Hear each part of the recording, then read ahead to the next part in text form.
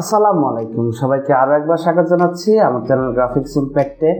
আশা করি আপনারা সবাই অনেক অনেক ভালো আছেন। আজকে আমি আপনাদের সাথে শেয়ার করব কীভাবে আমরা এরকম একটি স্টার লোগো বা স্টার যে টুলটি আছে এটা সাহায্যে কীভাবে আমরা এরকম একটি স্টার লোগো ডিজাইন করতে পারি অ্যাডোবি ইলাস্ট্রেটরের মাধ্যমে খুব সহজে। তো চলুন শুরু করা যাক আমাদের আজকের টিউটোরিয়াল।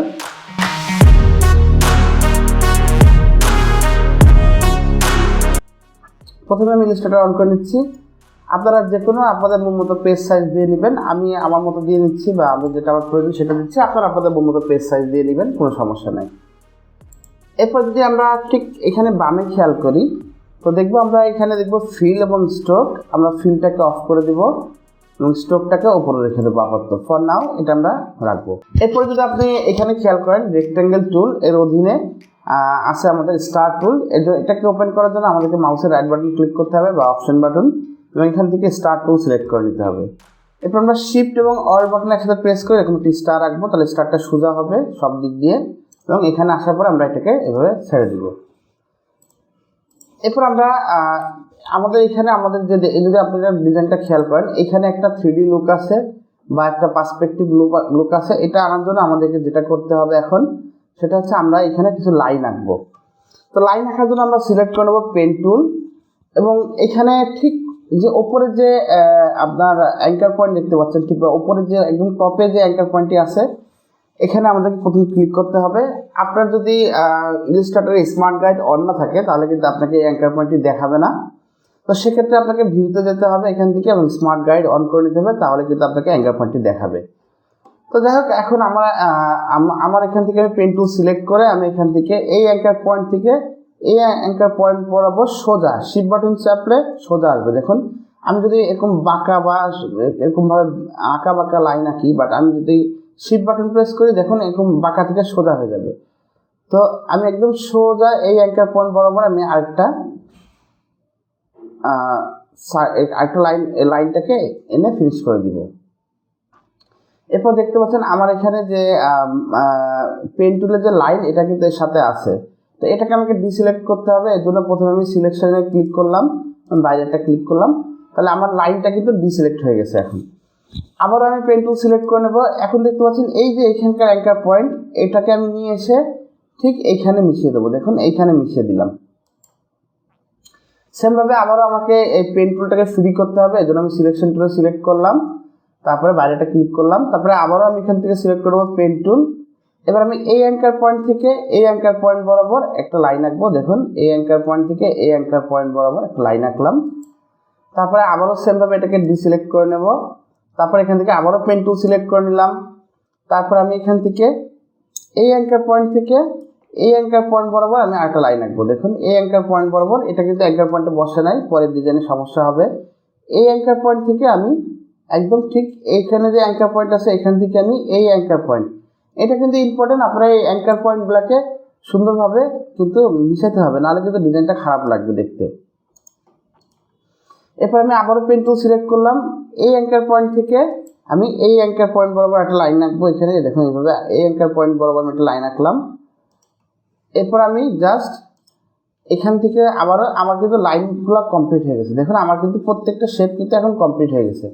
এখন জাস্ট আমি এটাকে এভাবে সিলেক্ট করে নেবো, টোটালটাকে সিলেক্ট করে এখান থেকে এই স্ট্রোকের অধীনে দেখতে পাচ্ছেন এখানে যদি ক্লিক করি এখান থেকে আমাকে অবশ্যই মেক শিওর করতে হবে আমার যাতে এই যে এই লাইনগুলো সিলেক্ট থাকে। দেখুন এখানে ক্যাপস বা এই যে এখানে কমন এবং এখানে দেখতে পাচ্ছেন অ্যাঙ্গেল স্ট্রোকস, এগুলো যেন সিলেক্ট থাকে, বা আমি এখান থেকে অ্যাঙ্গেল স্ট্রোকটাকে সিলেক্ট করে দিব। এরপরে এখানে আমি জাস্ট বাইরেটা ক্লিক করব। তারপর আমি এখানে কালার করব। কালার করার জন্য আমাকে প্রথমে এই শেপগুলোকে আলাদা করতে হবে। এর জন্য আমি টোটালটাকে সিলেক্ট করে নেব। দেখুন এখন সিলেক্ট করার পরে আমি যদি এখান থেকে শেপ বিল্ডার টুল সিলেক্ট করে নিই এবং এইখানে একটা ক্লিক করি, তারপর এখানে একটা ক্লিক করি, এভাবে প্রত্যেকটাতে আমি ক্লিক করলে প্রত্যেকটা আলাদা আলাদা শেপে কিন্তু কনভার্ট হয়ে যাবে। দেখুন এখন কিন্তু প্রত্যেকটা আলাদা আলাদা শেপ হয়ে যাবে। তো আমি এখানে এখন গ্রেডিয়েন্ট কালার ইউজ করব। দেখতে পাচ্ছেন যে এখানে আমরা যদি এখানে খেয়াল করি আমি এখানে গ্রেডিয়েন্ট কালার ইউজ করেছি এবং এটা একটা 3D শেপ দিয়েছি। তো সেমভাবে আমি এখানে গ্রেডিয়েন্ট কালার ইউজ করব। এর জন্য আমি প্রথমে সিলেক্ট করে নেব, যে কোনো একটা শেপ সিলেক্ট করে নেব এবং এখান থেকে গ্রেডিয়েন্ট প্যানেলে আমি গ্রেডিয়েন্ট প্যানেলটিকে অ্যাক্টিভ করে নেব এবং এখান থেকে আমি আমার মন মতো বা আপনারা আপনাদের মন মতো যে কোনো কালার সিলেক্ট করে নেবেন। আমার যে কালার ভালো লাগে আমি সেই কালার এখান থেকে সিলেক্ট করে নিচ্ছি। আপনারা আপনাদের মন মতো কালার আপনারা এখান থেকে সিলেক্ট করে নেবেন, কোনো সমস্যা নাই। কারণ আমি এই কালারটা এখানে দিলাম, বাট আপনারা আপনাদের মন মতো কালার এখানে দিয়ে দিবেন। তারপর আমি এই অ্যাঙ্গেলটাকে সিলেক্ট করব, তারপরে এই স্লাইডারটাকে অন করলে এই কালারটা এখানে চলে আসবে এবং আমরা জাস্ট এখানে রিভার্স অপশনে ক্লিক করে দিব।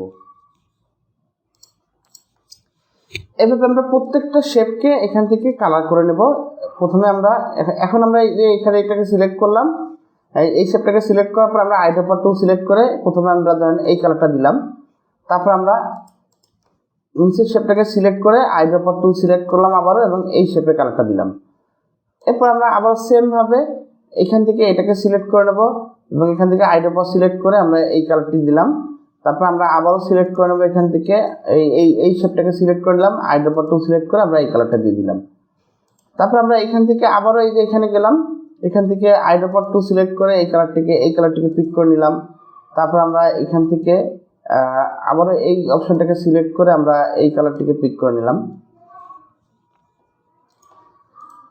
তারপর আমরা আবার এই অংশটাকে সিলেক্ট করব, এটাকে আমরা প্রথমে আমরা এই অংশটাকে সিলেক্ট করে নেব এবং এখান থেকে আইড্রপার টুল সিলেক্ট করে এই কালারটা দিয়ে দেব। তারপর আমরা এই অংশটাকে সিলেক্ট করে নেব, তারপর এখান থেকে আবার আইড্রপার টুল সিলেক্ট করে আমি এই কালারটা দিয়ে দিলাম বা আমি এই কালারটা দিয়ে দিলাম, অপোজিট কালার ইউজ করবো এখানে। ওকে, তো এখন আপনি যদি চান এইভাবে রাখতে পারেন, বাট তার আগে আমাদেরকে যেটা করতে হবে টোটালটাকে সিলেক্ট করে আমাদের যে স্ট্রোক কালার আমরা অন করেছিলাম এটাকে আমরা বন্ধ করে দেব। তাহলে দেখতে পারেন একেবারে সুন্দর একটা লুক কিন্তু চলে আসবে। এরপর আমরা আমাদের এখানে আরেকটু অ্যাডজাস্টমেন্টের কাজ বাকি আছে, যেমন আমরা এই জায়গাটাকে সিলেক্ট করব, সিলেক্ট করে আমরা এখান থেকে দেখতে পাচ্ছেন গ্রেডিয়েন্ট টুল, এটাকে সিলেক্ট করে আমরা এখান থেকে উপর থেকে নিচের দিকে যদি টান দিই, তার আগে আমাদেরকে এটাকে আমরা এই গ্রেডিয়েন্ট কালারটাকে উপরে রাখতে হবে, নাহলে কিন্তু কাজটি হবে না।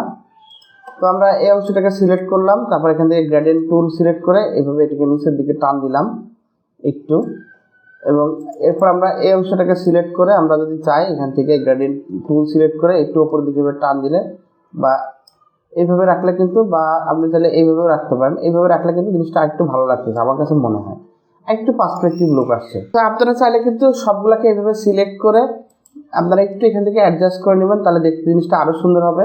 বা আপনারা নাও করতে পারেন, আপনাদের যদি মন না চায় আপনারা অ্যাডজাস্ট করবেন না, আপনাদের যদি ওইরকমই ডিজাইন থাকবে তারপরে ডিজাইনটা ওইরকমই রাখতে পারেন। বাট আমি একটু অ্যাডজাস্ট করে নিচ্ছি, তাহলে তো দেখতে একটু সুন্দর লাগবে। কালারগুলোকে আমি একটু রিয়েলিস্টিক করার চেষ্টা করতেছি, বা এটাকে একটু ডিফারেন্ট কালার দেওয়ার চেষ্টা করতেছি, যাতে একটু জিনিসটাকে একটু সুন্দরভাবে ফোটানো যায়।